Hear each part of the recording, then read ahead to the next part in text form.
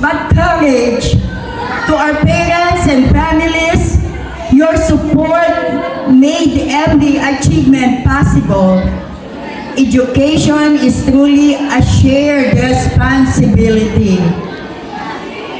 This year, we continue strengthening the foundations of basic education, from sharpening the revised K-10 curriculum and expanding senior high school pathways, to sustaining programs that help learners recover essential skills and better supporting our teachers. Under the leadership of President Ferdinand R. Marcos Jr., we remain committed to building an education system that prepares Filipino learners for the future.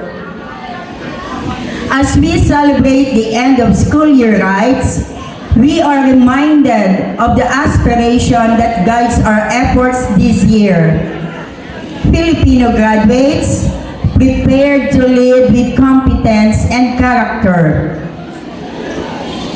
Pilipinong nagsipagtapos, handang mamuno ng may kakayahan at mabuting pagkatao. This reflects the kind of learners we strive to nurture, young Filipinos who are not only academically prepared but also guided by integrity, compassion, and strong sense of responsibility to serve others. To our learners moving forward, especially our graduates, this is only the beginning.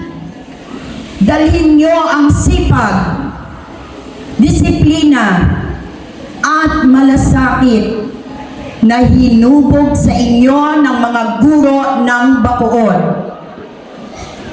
Knowledge will open doors, but character will define your path.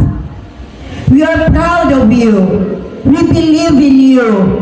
And we will continue building a stronger future for every Filipino learner. Maraming salamat po. God bless us all and mabuhay!